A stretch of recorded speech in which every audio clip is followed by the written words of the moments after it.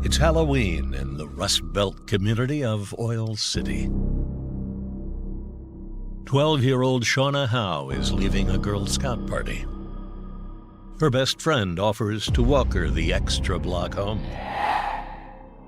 Shauna goes it alone. She would never be seen alive again. And Halloween would change forever.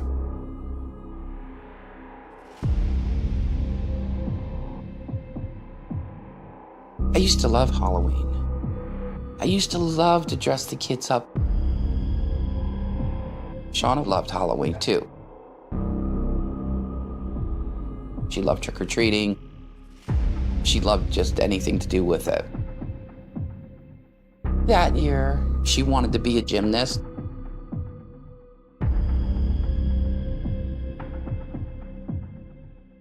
I remember that morning, Shauna come over and she says, "Mom, I've got the Girl Scouts tonight. We've got the Halloween thing. We're going up to the nursing home." She got dressed in her outfit. She had tights on and a bodysuit, and she had gloves on her arms, I believe. She gave me a kiss and a hug and told me she loved me.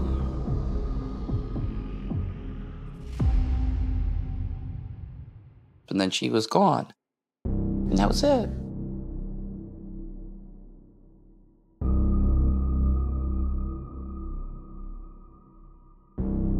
They got out of Girl Scouts at between 7:30 and 8 o'clock. Shauna and Joey L had left together. Nobody was there to pick up Shauna because I forgot. They come out of the alley where the Girl Scout meeting was, and at the corner there, Joey L went straight down, and Shauna made the left and was coming up the street.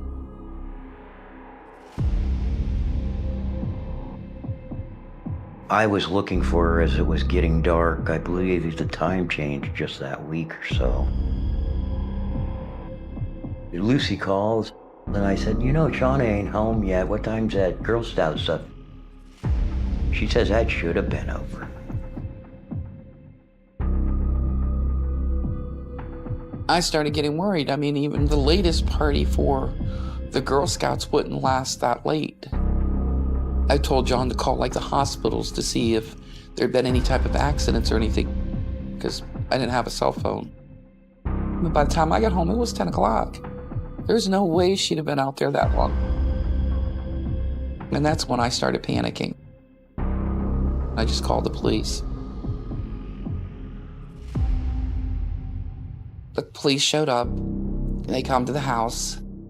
Maybe she was lost. Maybe she stayed at a friend's. I think that was the hope. And then other reports started coming in. You know, they have the little walkie-talkie things, and there was a squeaky thing on there. They had this guy, Peyton, at the police barracks, and he's saying that they seen the girl being taken. And that's how I found out that Shauna was kidnapped. Dan Payton was walking on West First Street in Oil City. He saw a little girl walking on the other side of the street. He then sees a tall, skinny guy wearing a ball cap. He hears a short scream. She was grabbed and taken into a car that left immediately.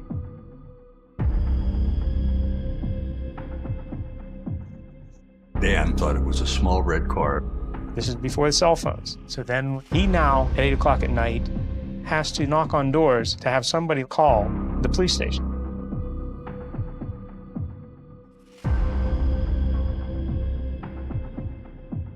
I was a patrol officer on the night shift, 11 at night till 7 in the morning. We got called in to help look for Shauna Howe. There's a lot of emotion involved. There's a little girl missing. How could this happen? It was almost unbelievable. One of our children was missing. Right away, we set up a roadblock.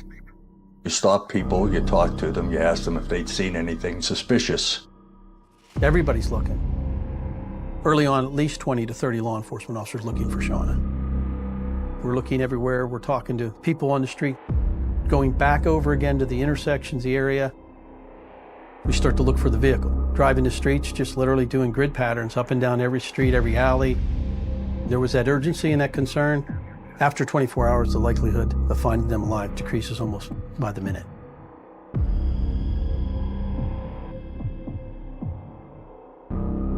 We knew nothing. Just wandered the house all night long.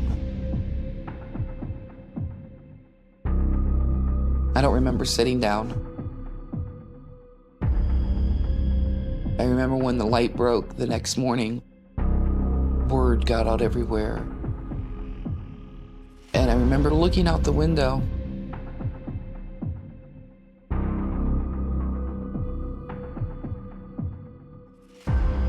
There's all these people in my front yard. A lot of them were friends, family. There were some people that I didn't even know. Local people started gathering to go out and do their own searches. That's how this community responds. There were hundreds of people out, volunteers, just walking and looking. The general consensus was fear. And the pressure to bring that child home for the community and the parents was unbelievable.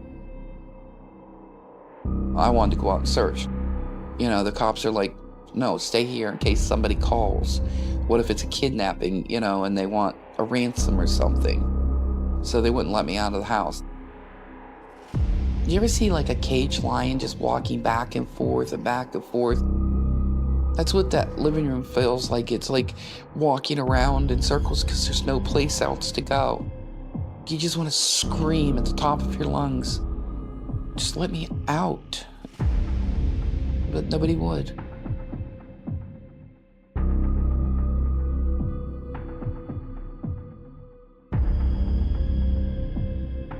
Coulter's Hole. It's a hunting area, some swimming. It's secluded, it's private. People go out there to drink maybe alcohol underage, use drugs, those type of things. In that area, there are some camps. And one fella was driving away from his camp to go home, and he noticed something under a bridge.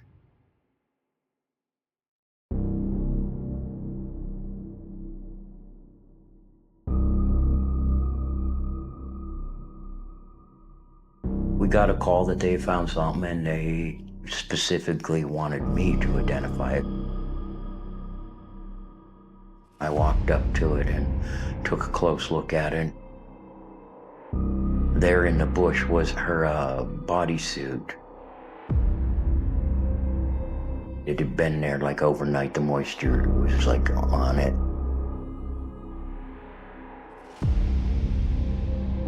I was on patrol duty at the time. I was called down to the scene.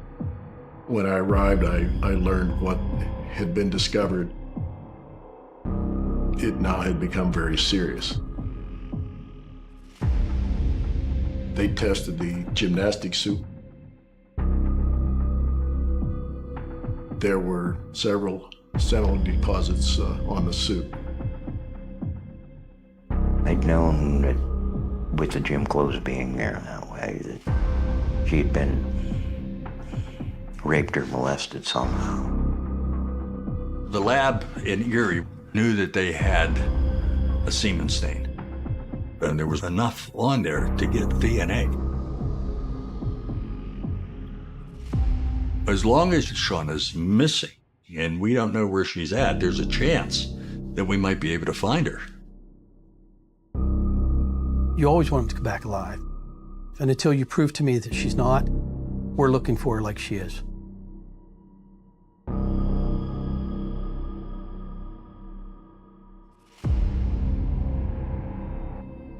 The day after the bodysuit was found, we were at the station and a call came in.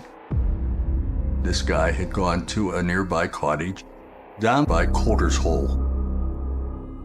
And he said, I just walked out on the bridge and I looked down and there she was.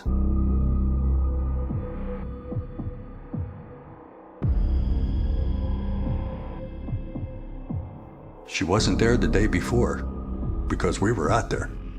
Her shoes were found on the bridge. and there was a candy wrapper in close proximity.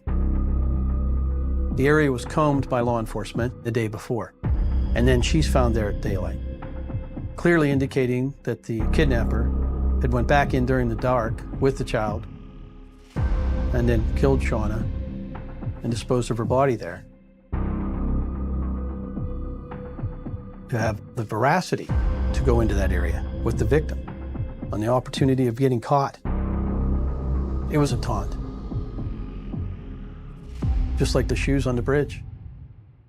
The likelihood of those shoes being found on the bridge, one facing one direction, one facing the other, and not falling off the bridge, it was placed there. And that denotes a sophistication that is not common among criminals. So, who killed Shauna Howe? Somebody was toying with us. Look what I did. Can you catch me?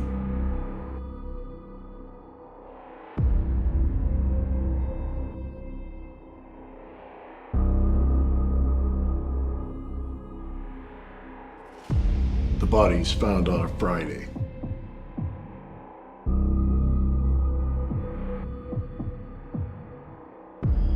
It was dark,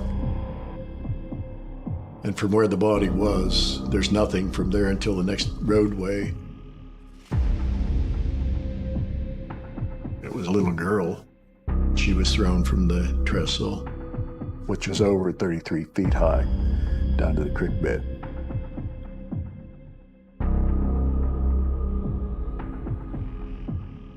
There was, of course, physical evidence of injuries that she sustained. Her knees were scuffed and scraped. We believe that she was alive when she was thrown from the trestle. She was alive probably for 5-10 minutes, something or other, before she died.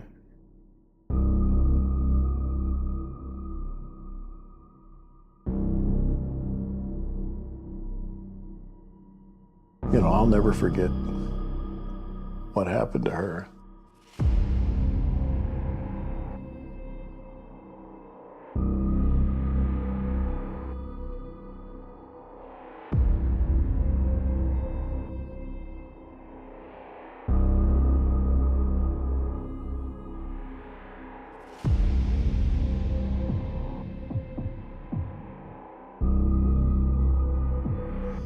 So I'm sitting there, and all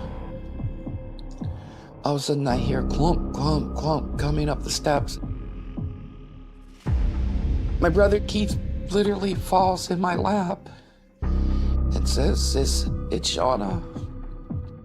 I'm like, no, it can't be. It just can't. And Claire wraps his arms around me, and he says, it is, sis. I seen her. And I said no. And I lost it.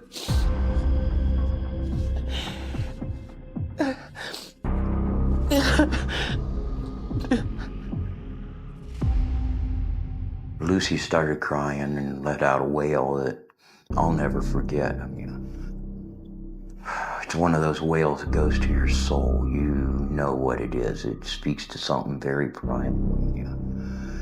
And it's the wail of a mother losing a child.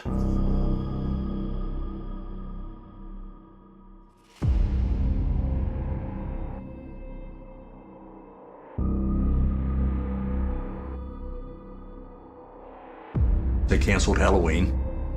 People were keeping a real close eye on their kids. They weren't letting them out. When you have a body of that little girl, it's hard not to get a little bit emotional, but you have to look at it objectively too. We had DNA. That was the start. It was a blood hunt. If this case was going to be solved, you had to find a match for that DNA. A stranger abduction is more rare than an abduction from someone that knows the victim. So you have to look first at the family. We DNA tested her stepdad, John Brown. We DNA tested the uncles. We looked at them hard, okay? They even wanted a DNA test for my son. And I looked at him and I said, "You want what?" And of course they're saying it's to eliminate him. Finally, John got me calmed down enough, and Carrie, John's like, "Mom, just let me do it." Yeah, we took a DNA sample from the boy.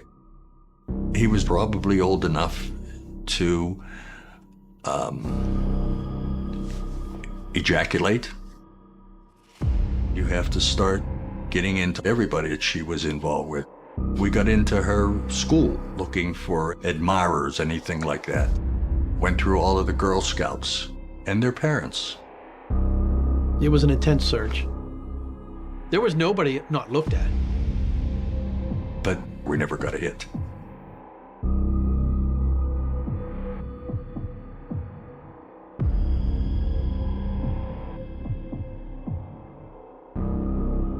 I felt like I was leaving a stone unturned, you know what I mean? That night, we knew that she was grabbed and probably taken into a car. There was a description of a tall, thin guy in a small red car. One of the people we were looking at was Bill Crabtree, the guy who found the body. What was he doing out there? Is he trying to throw everybody off? He was driving a small red car. They went through the vehicle, they looked for evidence.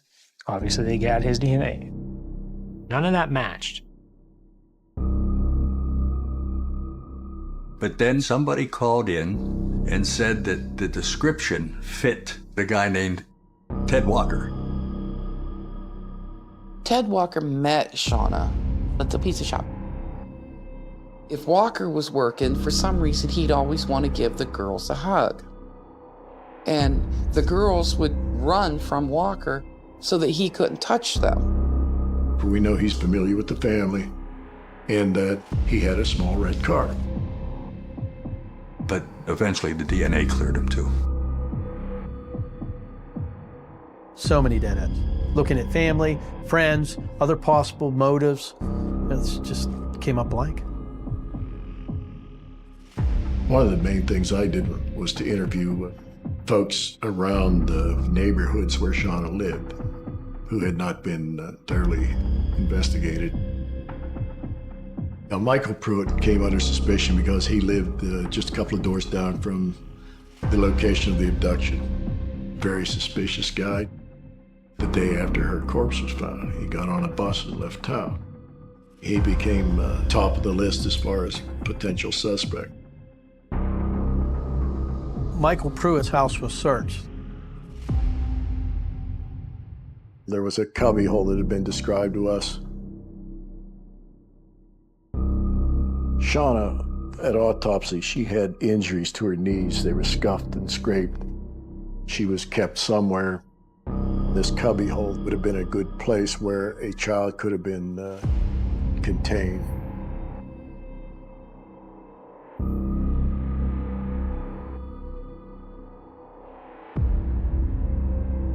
Somebody would have had to keep Shauna alive for 3 days. Michael Pruitt's house was searched. We looked at him very, very hard. The primary focus was on this cubbyhole that he had beneath the stairway. When his DNA didn't match, believe me, that everybody was upset. There were at least 100 DNA samples taken in this investigation. Back then, you couldn't get a DNA sample with a swab. We had to take them in for blood tests. Anybody that I looked at hard, I got DNA samples from them. There's a reason they took 100 DNA samples. That was somebody that somebody was looking at and saying to themselves, here's our suspect. The list was going on and on and on. You didn't do anything wrong. Let's get your name out of it. I couldn't tell you how many of those we did over that couple of years period. All the DNA tests came back negative. It was negative with all of them. It was negative with all of them.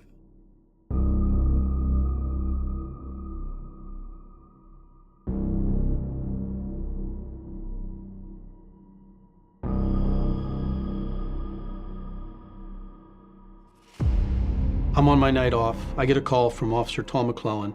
He said, Winter, we need you down here. Somebody just tried to abduct a girl. I said, what? They tried to kidnap her. They beat her up pretty bad. She's down here. I need you down here. She was walking down the street. He stalked her. He followed her out and tried to bushwhack her. It's a violent attack. And they're trying to put somebody in the trunk of a car who's capable of doing something like this. Jimmy O'Brien is. Tim and Jim O'Brien were brothers. Timmy older than Jim. There wasn't a cop here that didn't know the O'Briens. They're sexually violent offenders. Jimmy in particular. The guy's evil. The victim said, I just know if I'd gotten in the trunk, I'd be dead. So I fought with everything I had. I arrested Jimmy for attempted kidnapping. This crime. It was on the same route that Shauna had walked home. It was on East 2nd Street, the same area she had left and went through.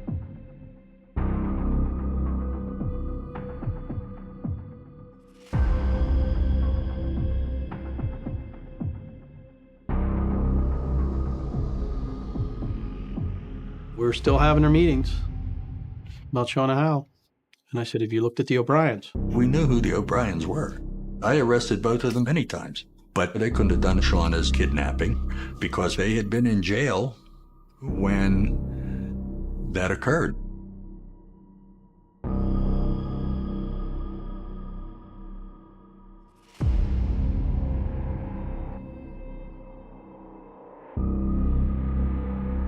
There still were no answers. I bought a computer and got the internet, and they had that thing on there where you could go and see where all the pedophiles were around you and stuff. And when I pulled that up, I got the shock of my life of how many pedophiles lived around me. The person that took my daughter and killed her could be walking up and down the street in front of my house, and I wouldn't know it.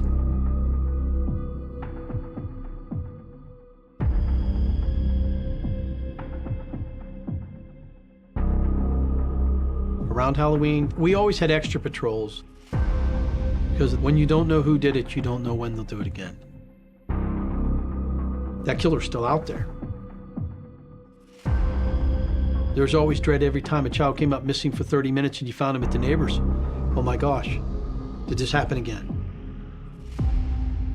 It was the 5-year anniversary of the day they found Shauna Howe, that Shanae Freeman came up missing out of her backyard. 5-year-old little girl, gone, disappeared. The family looks for a period of time before they call us. So it is going from dusk to dark. Darkness conceals a lot of evil and a lot of things. That's 5 years later, there's still no arrests, there's still no suspects. So the fear kicked back in again. Are they at it again? When I came down to the station, there's hundreds of people waiting outside, wanting to hear something. It was fear. There's nothing but fear that gripped the community. How could this happen again? I was thinking about Shauna Howe. I asked God, get me on my best game, man. Give me help. Because that same fear was still there. It's getting dark. The boogeyman's out there.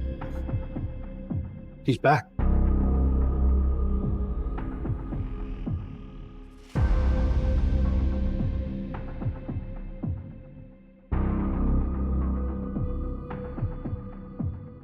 We heard that another girl had went missing. That brought up the idea of, could it be connected? Because it was around Halloween time too.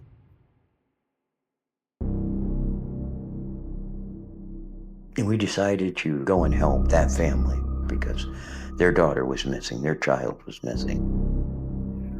There was a tremendous amount of pressure put on those persons investigating this case, but we had a whole different game. We were ready here. Search was immediately put underway. We had no eyewitnesses that observed her abduction, so we wanted to talk to anyone that was in the search party or around the scene at the time of the incident. There was a young man that didn't look right. His name was Nicholas Bowen. I saw him hugging Shanae's mother, and he said, "We're going to help. We're going to find your daughter and bring her home." When I talked to him, his body language, it didn't seem right. When you get in close to someone like this, they'll start to lean into you. And if you can just casually physically touch them, they'll collapse on you if you got it right. I said, "I'm asking for your help because I think something bad happened." He laid his head in my chest and started to cry, and he's like, "She's hurt bad. She's bleeding bad." And I said, "I've seen a lot of people bleed bad and live. You gotta get me to her." We discovered Shanae buried in a shallow grave. When you see what's done with a child, it's just evil.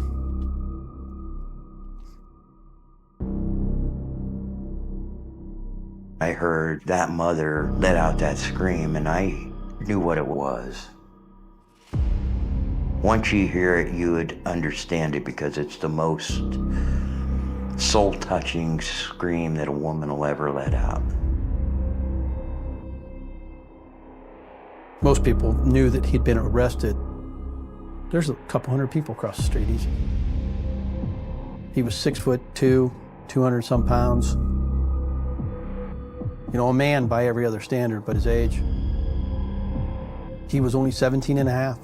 That would have put him at 12 at the time. Nicholas Bowen was too young to have been involved in Shauna Howe's murder. When they said that they had found the guy and that he wouldn't have been old enough when Shauna was murdered, I was mad. I mean, I've been waiting 5 years and there's still nothing. You don't have any more information to give me in 97 than you did in 92. From the outside looking in, what have you done? The leads slowed. Sometimes nobody would call anything in for weeks.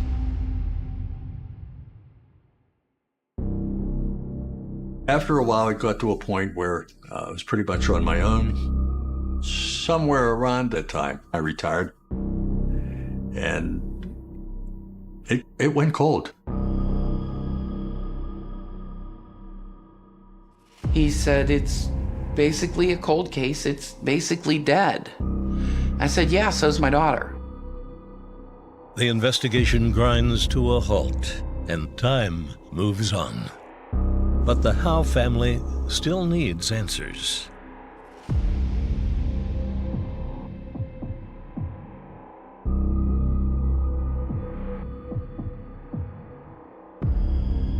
No longer a patrolman, Rich Graham now works as a detective to close the Howe case.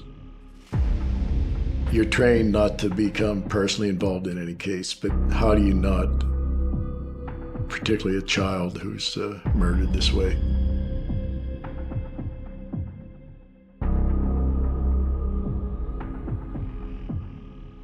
He came to the house one day and he introduced himself. He looked me right directly in the eyes and he says, "I'm gonna solve this." You know, there was no hesitation. After years waiting for somebody to do anything, it felt good. I continued to carry a normal caseload. He had, I believe, 72 cases. But every night, he was reading the Shauna Howe case. I'm slow. He's dyslexic. When I read something, I read it several times to make sure it sinks in and I've got it right. Sometimes the second or third look, you'll see maybe a word or a phrase that you didn't pick up on the first time. He looked at the autopsy photos and he looked at the coroner's report and he said, "This doesn't make sense." One of the things was a mark we saw on her cheek. It appeared to be a partial shoe print. And there was not even any mention of that in the autopsy. Betsy and I went to see Helbert Fillinger, a renowned medical examiner. We reviewed photos of Shauna's corpse. Helbert agreed that that appeared to be a shoe print we saw on her cheek. He said this was a violent rape. Pretty sick.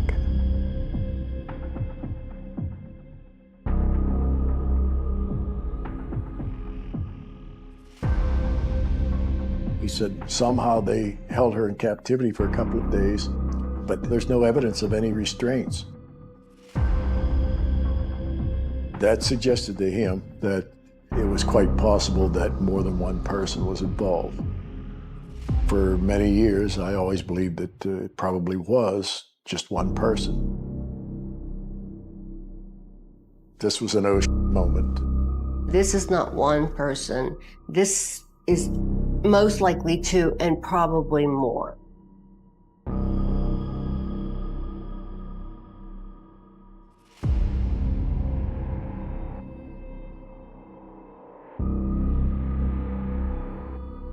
There was only DNA from one suspect on Shauna's body.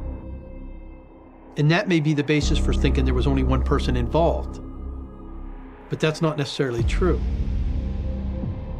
Just because you don't have a DNA match does not mean that the person wasn't involved or had knowledge of the crime or assisted in some way. We decide to do a big sweep again. We go back to all the local departments. One of the places we went was the fire department. 1992. Fire department got called to a fire in a red car. That car belonged to Ted Walker. Ted Walker's name had been brought up numerous times. He had met Shauna at a pizza place.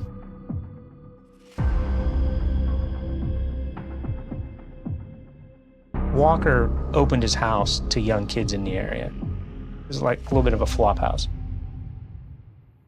And Ted fit the description perfect.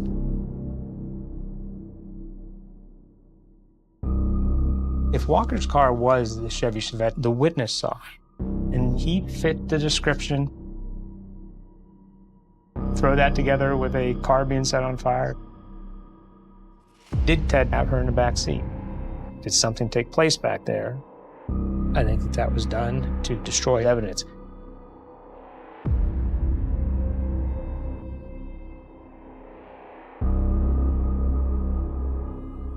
Mr. Walker, are you aware that this conversation is being recorded? Yep. And No problems. You do not have a problem that it's Nope. being recorded? Thank Nothing you. to hide. Mr. Walker was interviewed here by the state police on more than one occasion. How is it did you first learn of Shauna Howe's abduction? Tim and Jim O'Brien came and told him.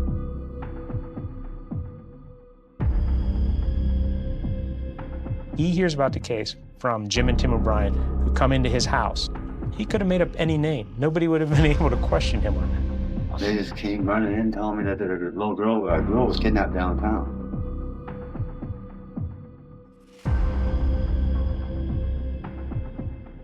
Ted Walker says the O'Briens told him about Shauna's abduction. So I asked Chuck Daly, hey, Chuck, do you ever look at the O'Briens?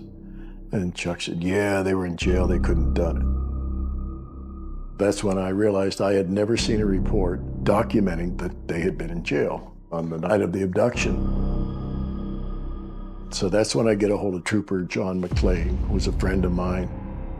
I told him, I'd like for you to get out and check if the O'Briens were in jail when Shauna was abducted. And then he came back to me and said, Rick, they weren't there. They had bonded out. Now I'm believing that these guys are good for this. And we've spent all these years and all these resources, all the while believing that they were incarcerated. I'm high on the O'Briens. And I went down to interview Tim O'Brien at the county jail. Tim O'Brien was in jail for sexually assaulting a girl. And his brother, Jim O'Brien, had been arrested by the Oil City police for trying to abduct a woman, trying to stuff her into a trunk. It was really a brief conversation. I said, Tim, would you mind giving us a DNA sample for the Shauna Howe case? And he hesitated just for a couple of seconds, and just the way he responded, he said, well, I'll have to check with my attorney. And as I went to leave, I saw this candy wrapper.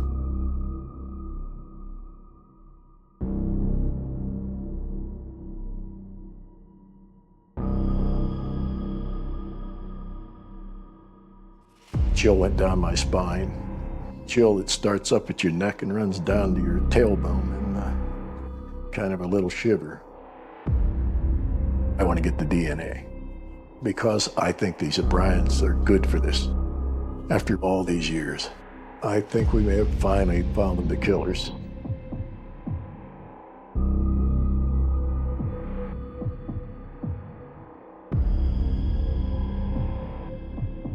Early February is when I got the call from the crime lab. Jim O'Brien's a match.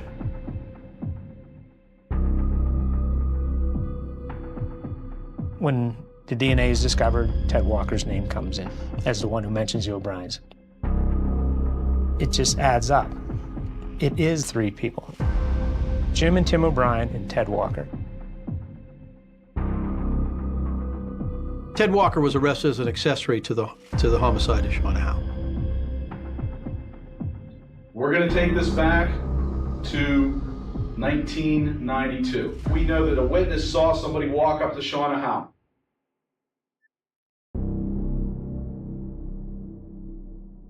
Isn't that right? Right. And who was that person the witness saw? Me. Right. So you walk up to her, and as you're approaching her, you ask her what? She was selling Girl Scout cookies. Okay. And why do you ask her that? Because I like working Girl Scouts. Right, I know that, but Just make her feel at ease. make her feel at ease.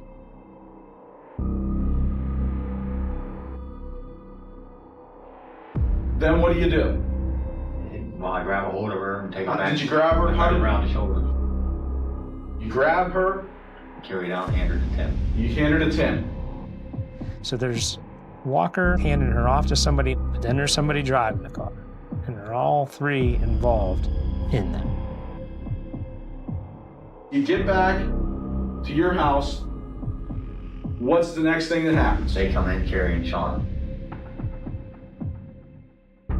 And go up the steps. The O'Briens, those guys have a little girl that to them, that's a playground. Once they got upstairs, I heard her screaming, struggling. Leave me go, get off me.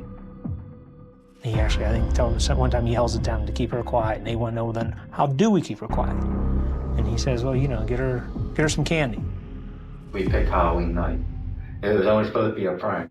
And other than Walker, these guys have never talked. These guys have never admitted what they did. But what happened, I think, is they assaulted her upstairs. Then they left, and that's when they went out to Coder's Hole. But this bodysuit, I think they took her and they assaulted her again out there.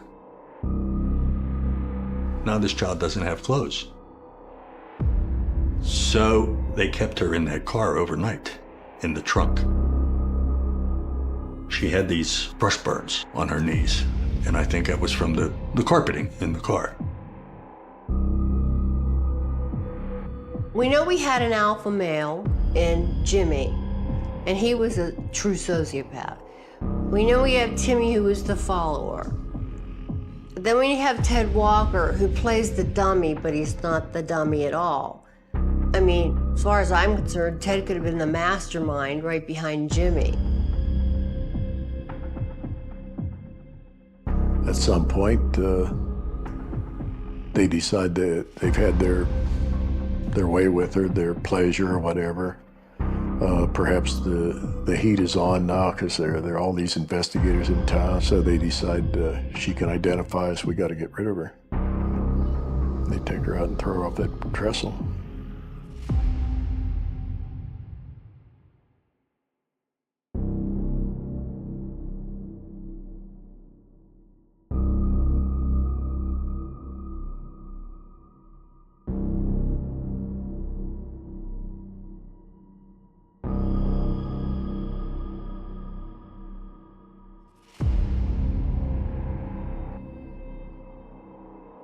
I'm glad for Shauna, but the other thing is, I just feel sad. I feel sad that this happened to her, that she didn't get to grow up and live a normal life. The detectives of Oil City delivered justice, as the O'Briens and Ted Walker are imprisoned for the murder of Shauna Howe. And after 13 years, the Howe family finally has the truth. And hopefully, some kind of peace.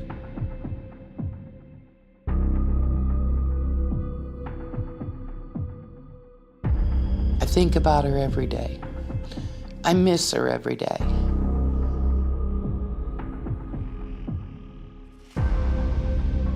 But I can say I love you, Shauna, and go on with my day. I'm not frozen in that time anymore. I love my daughter. I miss her with everything that's in me. But she's not in pain. What they did to her can't hurt her anymore. And I know I still love her till this day. And that's not going to go away, no matter what.